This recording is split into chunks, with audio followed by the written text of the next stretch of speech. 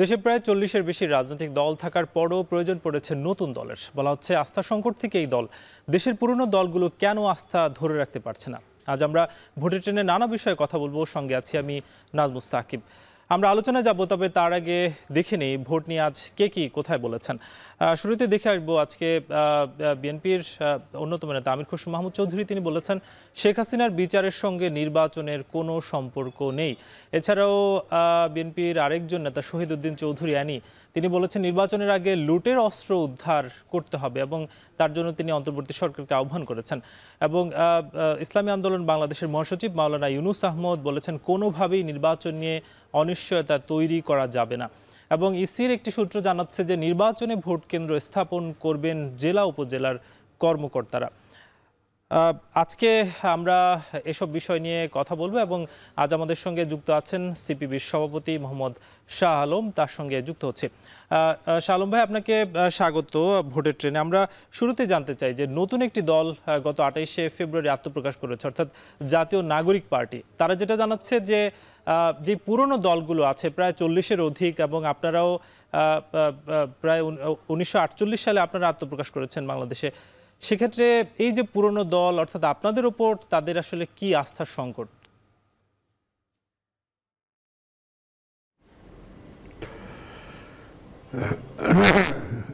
আস্থার সংকট যেটা বলা হচ্ছে সেটা আস্থার সংকট তা আমরা তো সেভাবে দেখি না। আস্থার সংকট যেটা আমাদের দেশে যে ক্রাইসিস হয়েছে, আমাদের দেশের যে লুটেরা শাসক শ্রেণী যারা আছে সেই তাদের যে পাওয়ার গেম, সেই পাওয়ার গেমের কারণে বর্তমানে এই অস্থিতিশীলতা দেশে সৃষ্টি হয়েছিল। তাদের ক্ষমতাকেন্দ্রিক রাজনীতির কারণে এটা হয়েছে। জনগণ এই সংকট এটা তৈরি করে নাই। এই সংকট যেটি 90-এর এরশাদ স্বৈরাচারের পতনের পর থেকে 4টা তত্ত্বাবধায়ক সরকারের আওতায় নির্বাচন হয়েছে, মানুষ ভোট দিয়েছে, কিন্তু পরে নির্বাচন নিয়ে ম্যানিপুলেশনটা হয়েছে। 18, 24 মানুষ ভোট দিতে পারে নাই। এইখান থেকে মানুষের এই বিভিন্ন পার্টির উপর আস্থার সংকটটা তৈরি হয়েছে, বিশেষ করে এই আওয়ামী লীগের উপর আস্থার সংকটটা তৈরি হয়েছে। এখন নতুন যে দল যেটি হচ্ছে, হ্যাঁ, বিভিন্ন জন বিভিন্ন দল করতে পারে, কিন্তু এই দল সরকারের আশীর্বাদে, সরকারের সহযোগিতায় কোনো দল বাংলাদেশে হোক, এইটা এদেশের জনগণ এটাকে ঠিকভাবে নিচ্ছে বলে আমাদের মনে হয় না। জনগণ আমাদেরকে প্রতিক্রিয়া ব্যক্ত করছে যে ইউনূস সরকারের অর্থাৎ অন্তর্বর্তীকালীন সরকারের ব্লেসিংয়ে, তাদের আশীর্বাদে, তাদের সহযোগিতায় ডাইরেক্টলি ইনডাইরেক্টলি এই দল আত্মপ্রকাশ করছে। তারা সেজন্যই মনে করছে যে সরকারের সংস্কারের বিভিন্ন কমিশন হয়েছে, সেই দিকে সরকারের সেই রিপোর্টগুলো দিয়েছে, যেমন দুর্নীতি বিরোধী টাস্কফোর্স রিপোর্ট দিয়েছে, আজকেও পত্রিকাতে বের হয়েছে, সেটা নিয়ে ভাবনা নাই। একটা বিষয় একটু জানতে চাই যে বলছিলেন যে সরকারের থেকে, অর্থাৎ এই যে উপদেষ্টা নাহিদ ইসলাম, তিনি কিন্তু সরকারই ছিলেন, এবং কেউ কেউ অভিযোগ তুলছেন যে সরকারের থেকেই তারা দলটি করছে। আপনারাও কি একই অভিযোগ করবেন বা কি বলবেন? একই, ঠিকই আছে। এইটা সরকারের ব্লেসিংয়ে, সেটা হচ্ছে সরকারের নজর, হ্যাঁ, বিশেষ করে প্রধান উপদেষ্টা ওনার নজর একটা নতুন দল সৃষ্টি করা, এবং সেটাকে দিয়ে এখানে আওয়ামী লীগ গিয়েছে বা আর একটা -2 যে পলিটিক্সটা আমরা 111-এ দেখেছিলাম, সেটা অনগোয়িং, সেটা এখনও চলছে বলে আমাদের মনে হয়। কিন্তু প্রধান উপদেষ্টা তো গতকালকে বিবিসি বাংলাকে গত কয়েকদিন আগে বলেছেন যে তারা আসলে কোনো ধরনের পৃষ্ঠপোষকতা করছেন না, সহযোগিতা করছেন না। কি বলবেন? এইটা আমি একটু কথা বলি, man can tell a lie, situation cannot tell a lie. মানুষ মিথ্যা কথা বললেও পরিবেশ মিথ্যা কথা বলে না। হ্যাঁ, উনি নানাভাবে কথা বলতে পারেন, নিজেকে ঢাকতে পারেন, কিন্তু উনি এই যে নাহিদ ইসলাম পদত্যাগ করার পর তাকে যেভাবে জড়িয়ে ধরলো, সেই ছবিটা তো পত্রপত্রিকায় এসেছে। হ্যাঁ, সেই ছবি দিয়ে কি প্রমাণ হয়, বডি ল্যাঙ্গুয়েজ দিয়ে কি প্রমাণ হয় এরা যে মুভ মানে জাস্টিসের নামে যে মুভ সন্ত্রাস বিভিন্নভাবে তাদের যে বডি ল্যাঙ্গুয়েজ মানে বিভিন্নভাবে মানুষকে হুমকি দেওয়া বডি ল্যাঙ্গুয়েজ যেগুলো মানুষ দেখছে, এইগুলোর কোনো বিচার এদের কোনো আইনের আওতায় সরকার তো আনছে না। এই সবগুলো নিয়ে মানুষের মানে পারসেপশন হলো যে সরকারের ব্লেসিংয়েই এই দলটা হচ্ছে। বিভিন্ন জায়গায় প্রটোকল, এই যে বিভিন্ন জায়গায় তারা যে যাচ্ছে, হ্যাঁ, বিভিন্ন জন ভয়ে ভীত সন্ত্রস্ত হয়ে প্রশাসনের বিভিন্ন জন তাদেরকে প্রটোকল দিতে বাধ্য হচ্ছে। কেন এটা হচ্ছে? সরকারের ব্লেসিং আছে বলেই তো এই ধারণা প্রশাসনের মধ্যেও আছে। একটা বিষয় আপনার কাছে আমরা একটু জানতে চাবো যে দলগুলো, অর্থাৎ এই যে বিগত সময়ে আওয়ামী লীগ আসলে স্বৈরাচার হয়ে উঠলো, তার আগে এরশাদ সরকারকেও স্বৈরাচার বলা হয়, এই যে দলগুলো তারা আসলে কেন স্বৈরাচার রূপে পরিণত হচ্ছে বাংলাদেশে, আমরা সেই বিষয়টা আপনার সঙ্গে আলাপ করব। তবে ভোটের ট্রেনে নিব ছোট্ট একটা বিরতি, ফিরবো কিছুক্ষণ পর।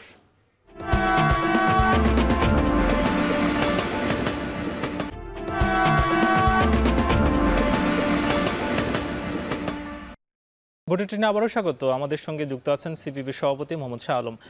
যুক্ত হচ্ছি তার সঙ্গে। আমরা বিরতির আগে যেই বিষয়টা নিয়ে কথা বলছিলাম যে দলগুলো আসলে কেন বাংলাদেশের প্রেক্ষিতে স্বৈরশাসক হয়ে উঠছে।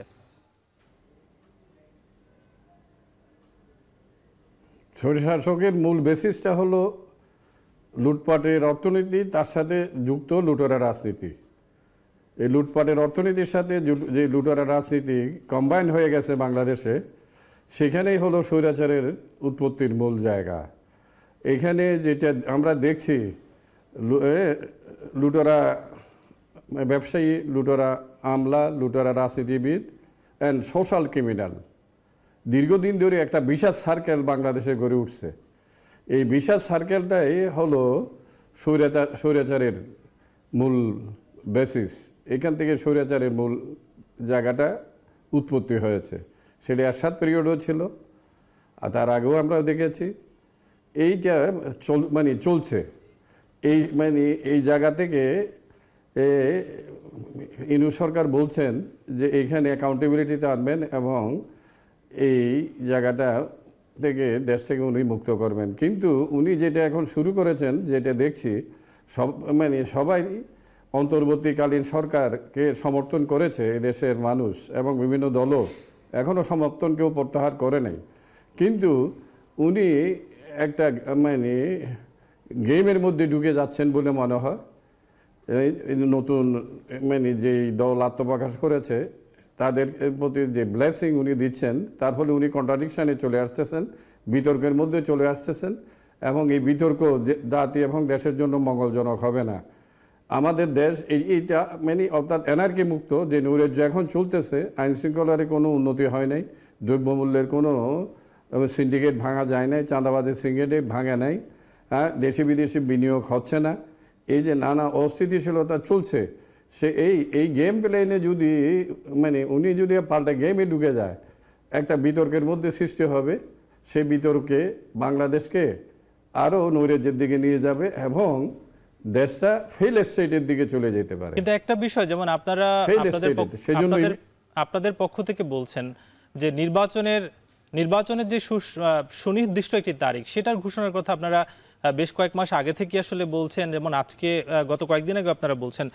কিন্তু বলা হচ্ছে যে স্থানীয় সরকার নির্বাচন, জাতীয় নির্বাচন, এটা নিয়ে একটা বিতর্ক তৈরি হচ্ছে। আপনারা আসলে কি চান?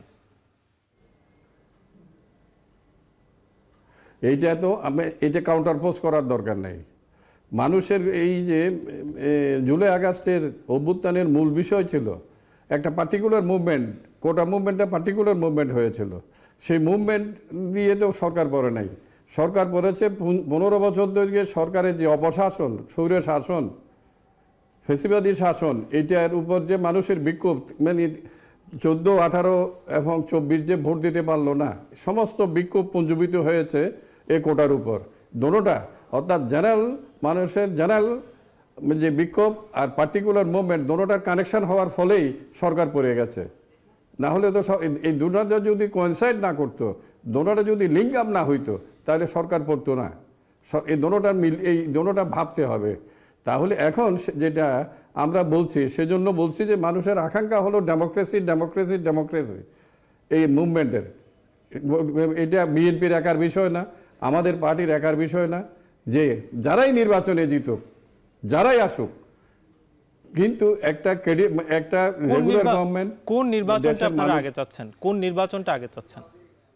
দেশের মানুষ চায় যে, সেই জন্য জাতীয় ইয়েও তো ক্লিয়ার করছেন, কি বলে যে নির্বাচন কমিশনের, হ্যাঁ, নির্বাচন কমিশন তো বলছে যে লোকাল গভর্নমেন্টে না, আমরা জাতীয় নির্বাচনের প্রস্তুতি নিচ্ছি। এটার জন্য আমরা তাদেরকে ধন্যবাদ জানাই। এখন একটাকে আরেকটা কাউন্টার, প্রথম বললেন যে সংস্কার না নির্বাচন, এখন আবার লোকাল গভর্নমেন্ট না জাতীয় নির্বাচন। এইটা তো একটা কাউন্টার পোজ করা হচ্ছে। এইটা কাউন্টার পোজ কেন করছেন? ওই দলটাকে, যে দলটা নতুন হয়েছে, সেটার জন্য টাইম কিল করে তাদেরকে একটা ভিত্তি দেওয়ার চেষ্টায় আর কৌশল বলে আমরা মনে করি। হ্যাঁ, সেটা মনে করি। এই কৌশলটা উনি যদি না নিতেন, তাহলে লোকাল গভর্নমেন্ট ইলেকশন নিয়েও তো বিএনপি বিতর্ক করতে বলে আমাদের মনে হয় না। উনি কিন্তু একটা বিষয় তো আসলে আসছে যে এই যে সংস্কারগুলো, সেই সংস্কারগুলোর কমিশন হলো, ঐক্যমত্য কমিশন হলো, কিন্তু সেই সংস্কারগুলো তো এখনো সামনে আসছে না। কি কি সংস্কার হচ্ছে?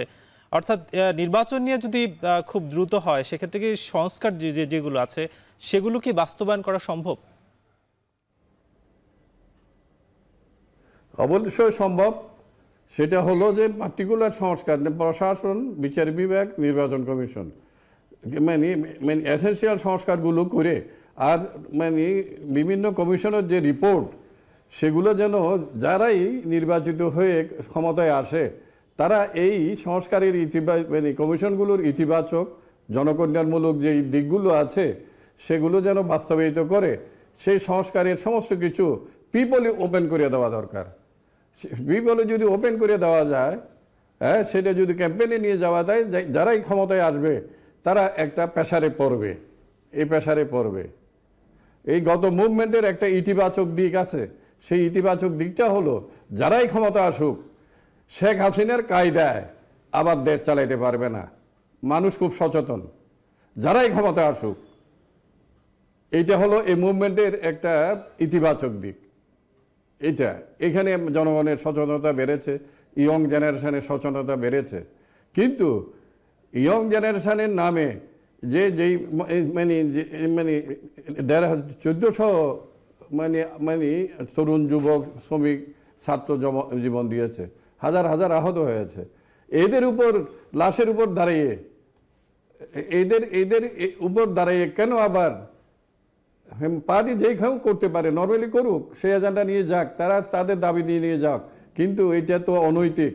যে পটভূমিতে সরকারের দিক থেকে ডাইরেক্টলি ইনডাইরেক্টলি, আবার যারা এটার জন্য একটা নতুন পার্টি করে অন্যরা সব ফেল হয়ে গেছে, হ্যাঁ, তারাই দেশকে পথ দেখাবে, এই যে কথাগুলো আনা হচ্ছে, এটা তো নতুন বিতর্কের সৃষ্টি করা হচ্ছে। অর্থাৎ আপনারা জাতীয় নির্বাচনটা যাতে আগে হয়ে যায়, সেই প্রত্যাশায় আপনারা রাখছেন। শালম ভাই, আপনাকে অসংখ্য ধন্যবাদ। আপনি ভোটের সময় দিয়েছেন। আমাদের সঙ্গে যুক্ত ছিলেন সিপিবি সভাপতি মোহাম্মদ শাহ আলম। নিব ছোট্ট একটা বিরতি, ফিরব কিছুক্ষণ পর।